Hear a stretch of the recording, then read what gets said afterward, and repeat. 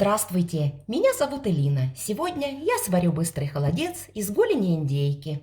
Обычно желатин при варке холодца я не использую, ссылки на свои рецепты оставлю в описании, но этот холодец будет с желатином. Промытую голень индейки я надрезаю до кости. Можно даже с двух сторон надрезать. Перекладываю в большую посудину, у меня это вок.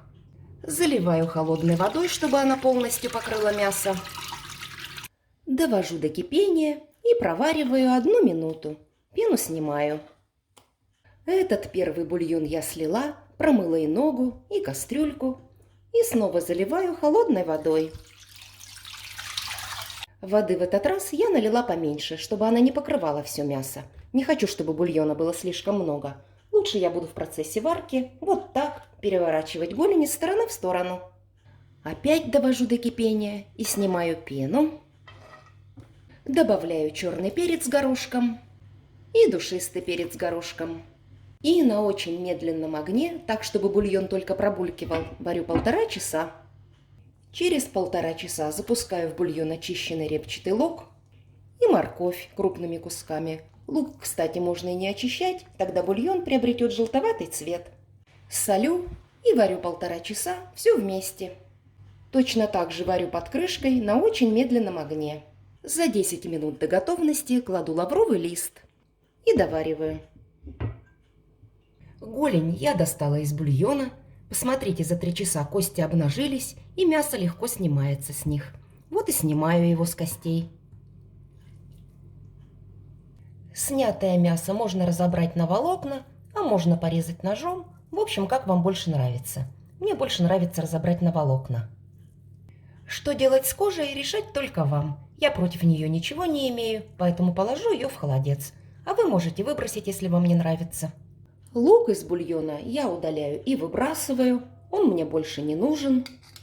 А вот морковь оставляю. Она мне еще пригодится. Я ее добавлю в холодец для яркости. Разминаю ее вилкой. Отправляю ее к мясу и перемешиваю.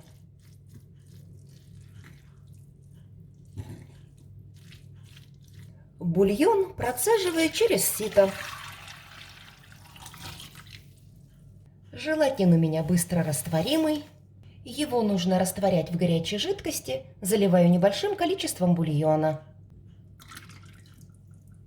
И перемешиваю, пока крупинки желатина не исчезнут. Теперь эту порцию добавляю к остальному бульону. Перемешиваю. Количество желатина нужно будет высчитать, исходя из инструкции на упаковке, на то количество бульона, которое у вас получится. Свежий чеснок мелко нарезаю. И еще дополнительно секу ножом. В форму для холодца перекладываю часть мяса с морковью. Распределяю более равномерно. Посыпаю чесноком.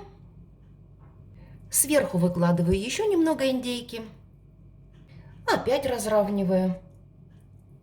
И аккуратно заливаю бульоном. Даю остыть при комнатной температуре и убираю в холодильник для полного застывания. Стеклянную форму без крышки я затягивала пищевой пленкой и теперь удаляю ее. А пластиковый контейнер накрывала крышкой. Как видите, после застывания холодец стал очень плотным, и на его поверхности практически нет жира. Все потому, что голень индейки довольно постное мясо. Холодец можно подавать на стол прямо вот так в стеклянной форме, а пластиковую форму можно вот так подвигать в разные стороны, и холодец отстанет от бортов. А потом накрыть блюдом для подачи и перевернуть.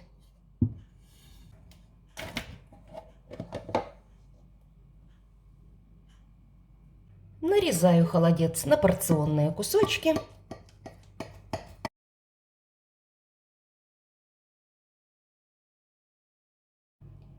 И можно угощаться. Желейная часть холодца у меня всегда получается прозрачной, так как я варю его на самом-самом маленьком огне. В моем холодце много мясной составляющей. Точное количество всех ингредиентов будет в описании под видео. Подавать холодец можно с хреном или с горчицей. Пробую.